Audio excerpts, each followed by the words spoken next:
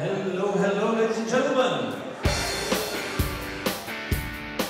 They came from all over Europe and beyond. In early July 2010, 400 people congregated in the Flemish medieval city of Ghent for the first ever European Conference on Youth Work History and Youth Policy and Youth Workers Convention. Both events were organized by the Belgian presidency of the Council of the European Union in cooperation with the Council of Europe and the European Commission.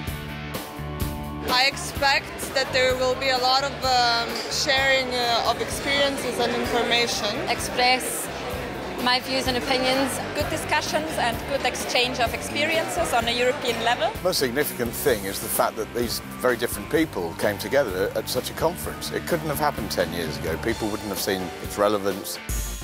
There are researchers, policymakers, youth workers.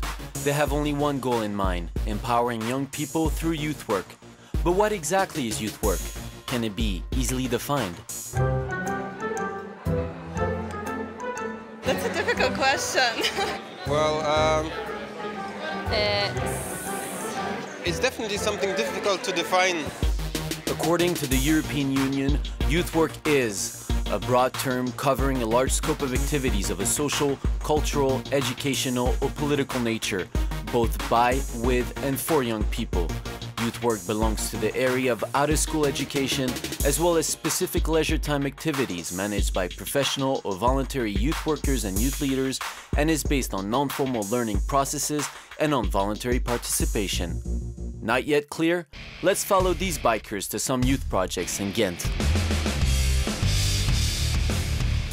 Here at the headquarters of the REC Radio Centrum, and it's a knowledge center around for youngsters who are involved and interested in radio. A lot of youngsters over here are from backgrounds that usually do not use media. Most of them you will never see on national or regional media because they didn't go to college, or they come from poor backgrounds, or they might be from ethnic diverse minorities. The boat once was a project for young people who were in a system of formal education but in a working project, and they renovated the boat. So now this is an event boat, in fact. This winter we will renovate them again, and we will make a real youth club of it, and especially for young people, disadvantaged young people. To understand modern-day youth work, it is important to know where it came from. The origins of youth work as we know today is in the period during and after the Industrial Revolution. It was clear that you had family, school and leisure time. And from then on, when you had a clear third educational milieu, leisure time, we started to talk about youth work and we started to look for methods and theories. Over time, youth was not just seen as a period between childhood and adulthood. It became a social category in society with its own codes, values, demands, and issues. Youth work provides that space for responsibility, development, citizenship, volunteering, making a contribution, young people learning how to make the best out of their own circumstances. Youth work exists in many different forms. From scouting to youth projects to recreational centers, it offers a different approach for the emancipation of younger generations. An approach based on informal learning, providing young people with opportunities, access to culture, sports, leisure, and last but not least, fun. The right to play and participate in cultural life is recognized in the UN Convention on the Rights of the Child. Youth work is also a powerful tool to fight against unemployment, which is now affecting 1 young European out of 5. But just like other fields, it is animated by intense debates that reflect different opinions on politics, culture, and society. This variety has been both a challenge and a gift for youth workers. The very diversity of youth work is necessary to keep attention in it, to keep it advancing, to keep it going, to keep it moving. One example is the recurrent debate between voluntarism and professionalism in youth work. Some people who do youth work believe that if they move too far in the direction of being professionalized, they will become distant from the people whose interests they are meant to be serving. The challenge, therefore, I believe, is to professionalize, to raise standards, to raise quality in a way that does not diminish or lessen the contact with and the empathy with the people whose interests youth work serves. Another example concerns the social inclusion of young people in an environment that can be, at times, socially excluding. There are young people and adults also who have problems in their lives. But these problems are not always the products of their personal circumstances. These are also the products of racism, sexism, other structural forces. They must find ways and means of engaging people who are coming from different backgrounds so that the structures that discriminate these people or disadvantage them or socially exclude them are kind of like tackled and dismantled. So it's our obligation as youth workers who are defenders of young people to intervene in these kinds of systems also at these cultural and structural and political levels.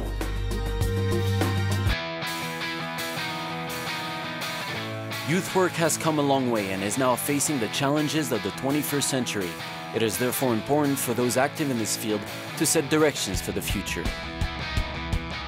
We are convinced of the importance of youth policy, but by doing that, the main actor, the main pillar is youth work for us.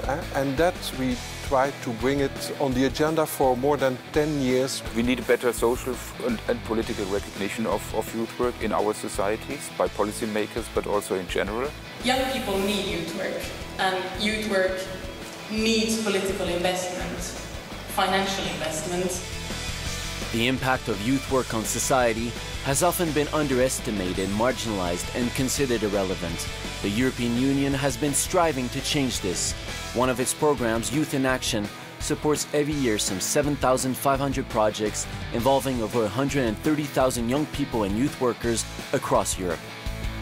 We are conscious of the fact that we can do more for young people by offering them real non-formal learning opportunities. The social value and economic value of youth work comes to be recognized more and more visibly, and that's why it arouses more and more interest among policymakers. In November 2009, a new EU youth strategy was endorsed in the Council resolution by the 27 youth ministers of the European Union. Pour la première fois dans un document officiel, la Commission européenne, en 2009, a mentionné le youth work, a mentionné le travail dans le secteur de la jeunesse comme contribuant au bien-être des jeunes. We have a new EU youth strategy which cites youth work as an important instrument to implementing youth policy in 8 areas. And they're as diverse as employment, entrepreneurship, health, social inclusion, youth in the world, and so on. An official declaration has been addressed to European institutions, the youth ministers of the countries belonging to the European Union and the Council of Europe, national, regional and local policymakers and all other people active in youth work. It reflects the ideas and thoughts that were shared by people of various countries, backgrounds and opinions. It is with gratitude that I can receive this declaration as President of the EU Council on Education and Youth. It is now up to us to turn these recommendations into commitments. Recognition, cross-sectoral cooperation, exposure, training, mobility, sustainable support, and funding are just some of the demands expressed in the declaration. Youth work for me is my life. It's very holistic in terms of a young person's life. Doing projects with people, working with people, meeting people, talking, playing, and that's what you learn through youth work. Feeling that your own life is meaningful because you're making that impact upon somebody else's. I think youth is the future of all mankind. You have to take the momentum from a thing like this. I hope they do.